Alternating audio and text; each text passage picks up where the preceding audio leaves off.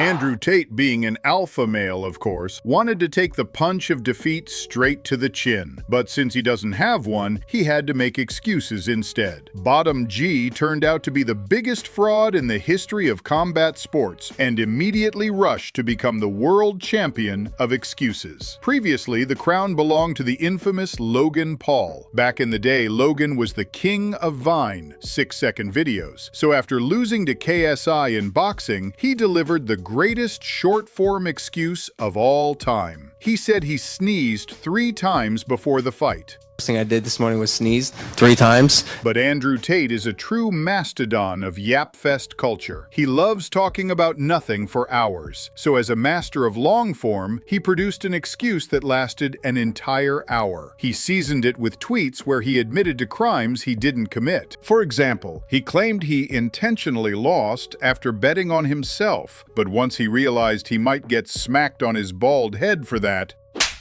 the tweet was quickly deleted. However, tweets were just the seasoning. The main course was a stream where he wore sunglasses covering half his face to hide the bruises delivered by a YouTuber wearing pink gloves, who fights like this.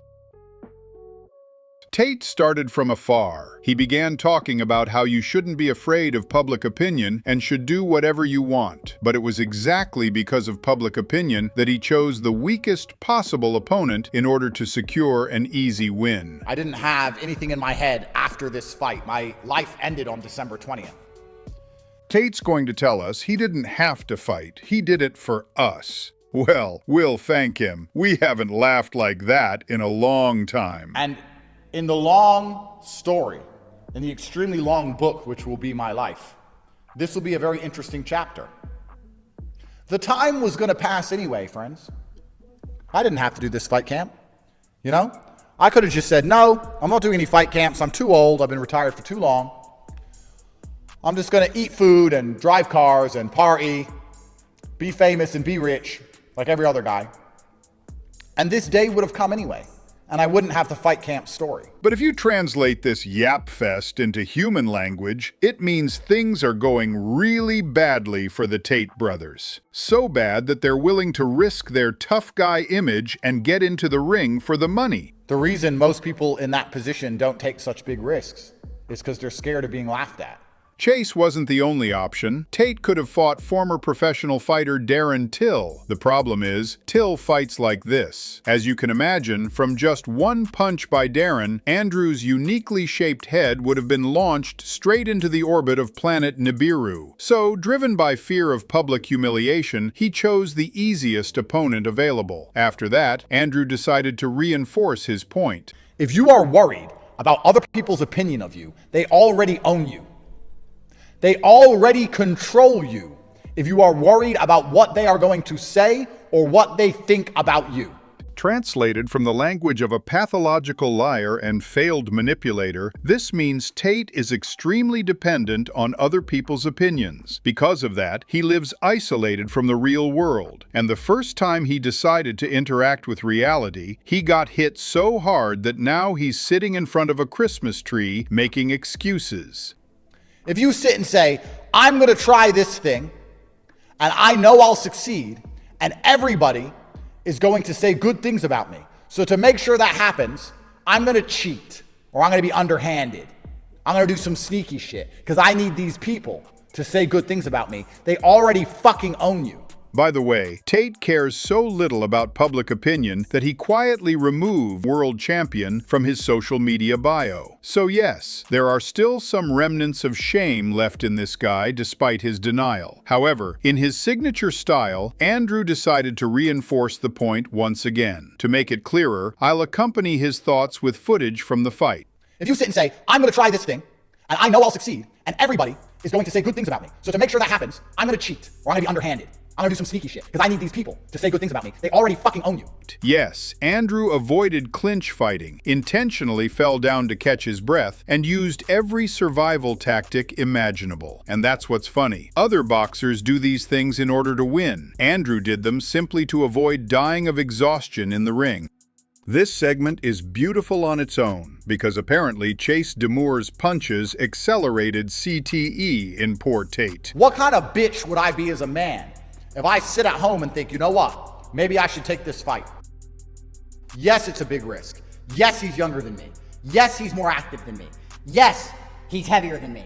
Yes, he's taller than me. Yes, I might lose. He seriously called himself a bitch for accepting the fight with Chase. Or who knows, maybe it's a fraudulent slip. But jokes aside, credit where it's due. Andrew is a master gaslighter. Even though he stumbled and called himself a bitch, he still managed to sneak in some excuses. The opponent was younger, stronger, and bigger. But again, he could have fought at a lower weight class. And in general, Chase isn't even a boxer. He's an influencer. What does more active even mean? His last fight was against a guy who makes YouTube thumbnails. Is that really enough to defeat the legendary Tate? I don't care. How about people laughing at me? And I don't care if people mock me. Let me remind you, he removed the world champion title from his bio, and he wanted to pretend that he bet on his own loss.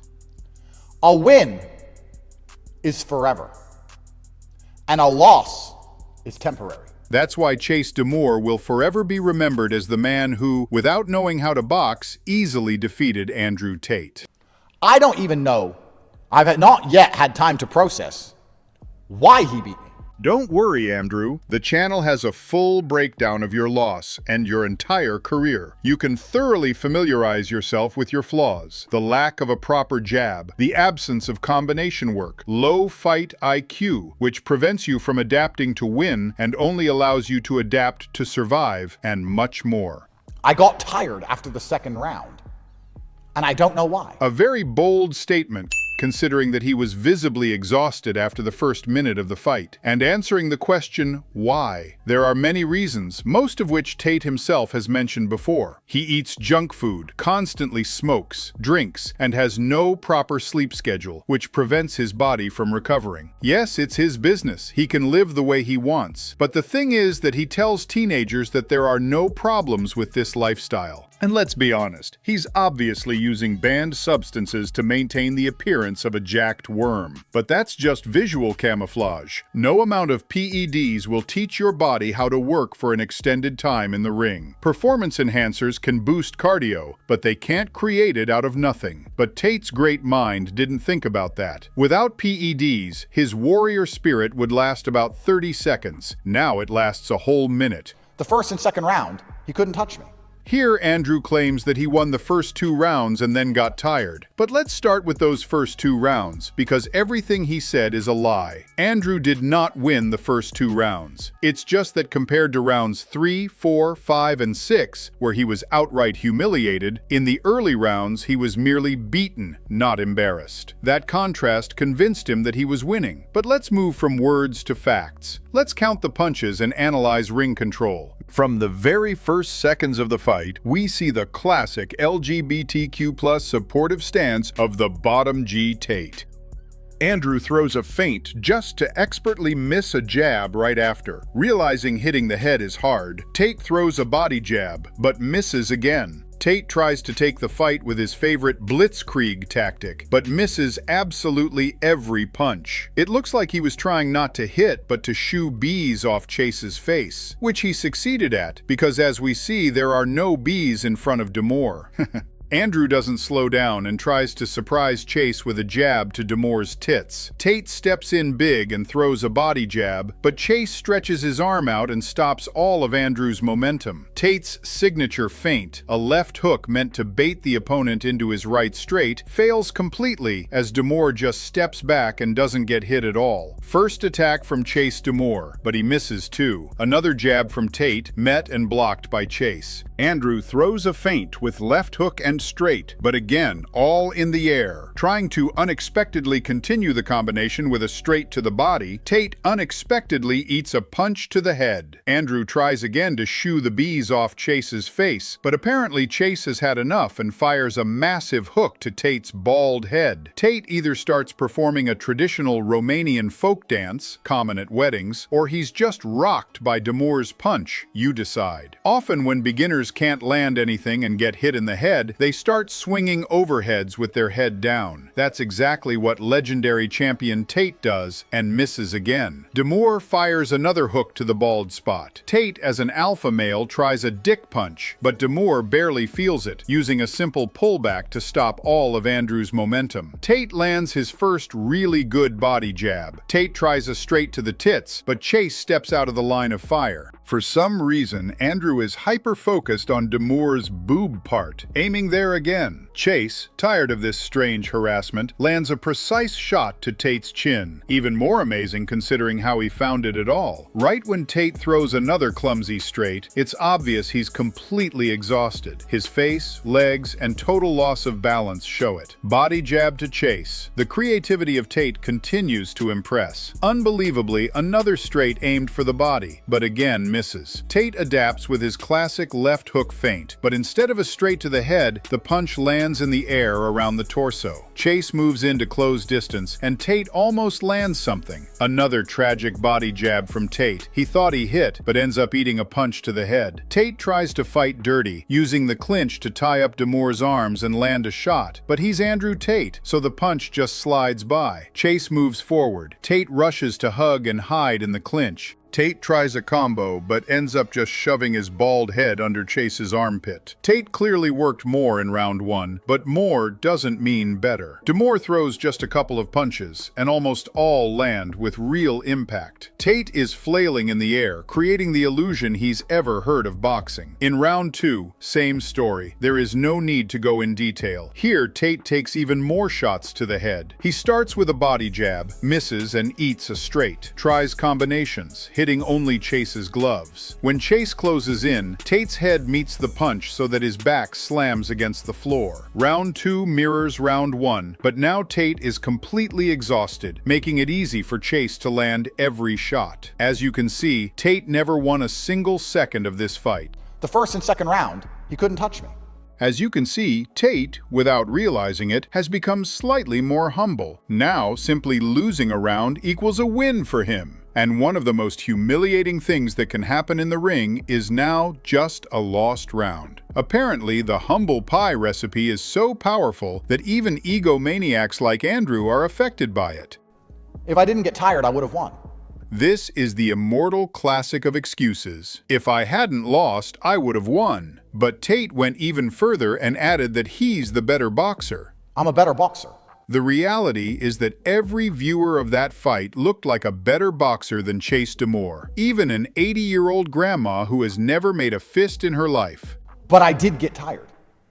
Maybe it's ring rust. Maybe I'm too old. Maybe he's too heavy and he kept leaning on me. Let me remind you that the legendary champion was calling out UFC and kickboxing champion Alex Pereira, who is roughly the same age as Tate, no matter how hard Andrew tries to portray himself as a 75-and-a-half-year-old man. He's not even 40 yet. Yes, that's not prime age for elite-level combat sports, but in the YouTuber heavyweight league, he absolutely should have been able to handle it. As for his claims that DeMoor was clinching, the problem is that Tate's bald head looked like it was magnetically drawn to Chase's armpits. Tate spent the entire fight hiding in the clinch to avoid either getting knocked out or collapsing from exhaustion. So of course DeMoor was leaning on him. Tate was allowing it. After Andrew completely discredited Chase's victory, he decided to add a few more words. Never, ever take away your opponent's victory. It's like paying a debt. If you make a bet, you're a man. If you bet $100 on a sports team, you shake hands, and your team loses, and you don't pay your bets, what kind of man does that make you? No, you have to pay your bets. The karmic forces in the universe does not and will not ever like or reward a man who doesn't pay his bets. And that's exactly why karma is currently dunking on Andrew Tate. If I want to get spiritual about all of this,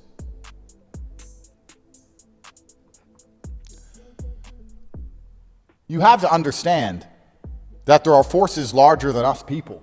I think when a person reaches the level of schizophrenia where they start unironically laying out tarot cards to explain their loss, it's time to stop. Out of pure pity for Andrew's bald head, I think we've heard enough. The video still has 50 minutes to go, where Tate will seriously explain that God made him lose because he is mentally stronger than Chase and therefore better equipped to handle defeat. Overall, this is a classic case of a bald fraud descending into full delusion.